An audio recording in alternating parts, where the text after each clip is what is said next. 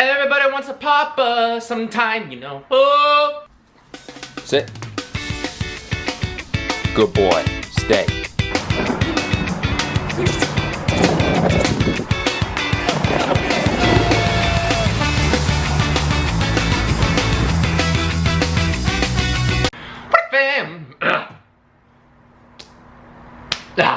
Welcome back to a brand new. So as I'm sure a lot of you guys know, I am a huge opponent. I'm a huge fan of the post 9/11 GI Bill. I've been on it for 3 years almost. If you don't know what the post 9/11 GI Bill is, just a little history lesson. It's 36 months of benefits you get if you qualify for 100% of the post 9/11 GI Bill. So if you just do your 4 years, you do your 4 years, you serve honorably, you get out, you get the post 9/11 GI Bill. You get 36 months of benefits. So you think 36 months, wait, that's only 3 years.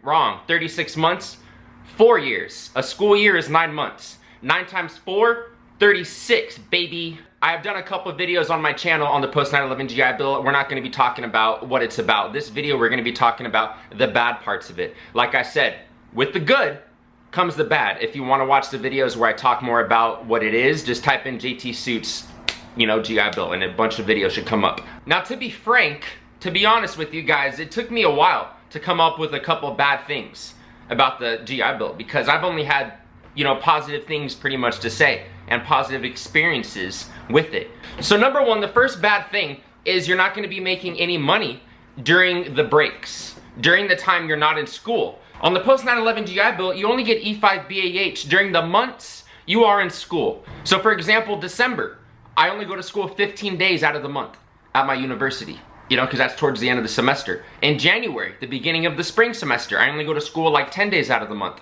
So during those months you're not full-time, you get a prorated amount.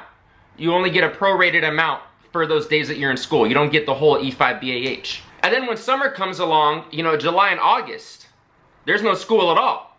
So you're not getting any E5 BAH. So a lot of people aren't prepared for that. A lot of people are so secure, they're so used to getting those paychecks on the 1st and 15th.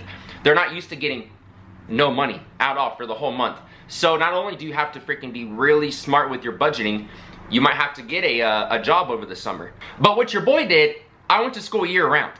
I went to school during the summer as well, just like I'm doing right now this summer. So my BAH pretty much keeps going almost all year round.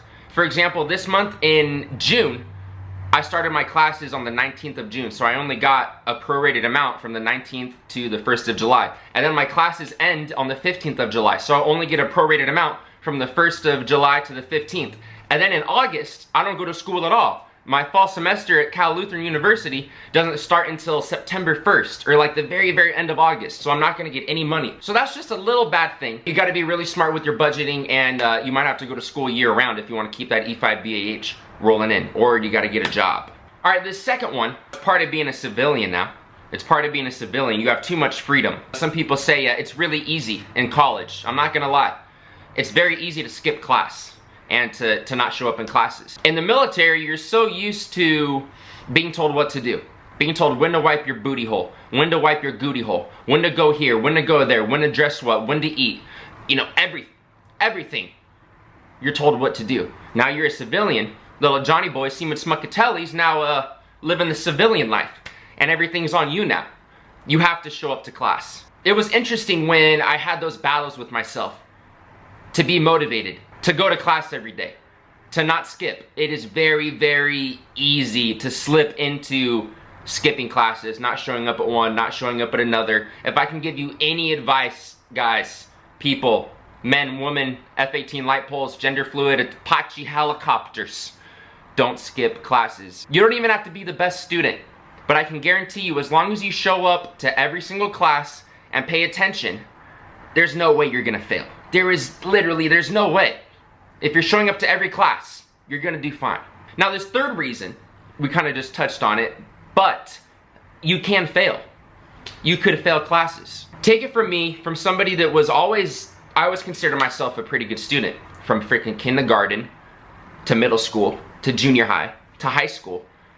All I got was A's and B's, 3.5 and above.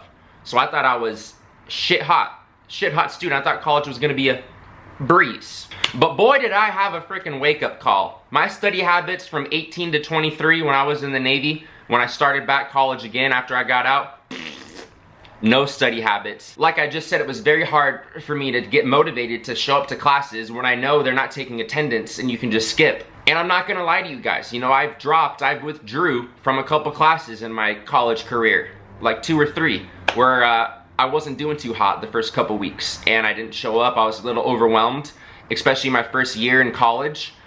It happens, I had a blunder. A blunder. But don't let that scare you. Don't let the possibility you can fail scare you.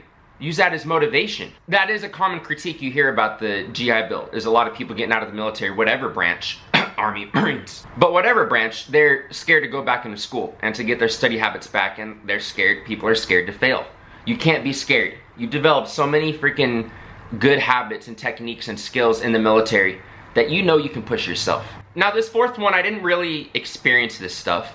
I feel like everyone, all my people, all my peers that I was around, they were all pretty well balanced, pretty cool, pretty chill. But you hear a lot of veterans and you see a lot of skits on YouTube of vets getting triggered by spoiled brats, you know, 18, 19-year-old kids that have 0 life experience that go from mommy's teat straight into college. I never really experienced, you know, the spoiled brat kind of 18, 19-year-old kid that you hear a lot of. But I'm sure there's some vets out there that have, you know, gone off on some kid in class or told some kid to shut up or made some teacher cry. You know, you hear stories like that, but in my experience the past 3 years, all my classmates have been cool. I'm not the kind of vet that has freaking stickers all over my car and wears a OEF hat and, you know, shirts and stuff all the time. I pretty much keep it to myself unless I'm asked, or unless we have to talk about our past and where we're from, you know, in class. Then I might say, you know, I served in the Navy, I was deployed, yada yada. It's not something I go around yelling, I'm a veteran! The last critique or bad thing of the GI Bill is you hear the VA, the Veterans Administration,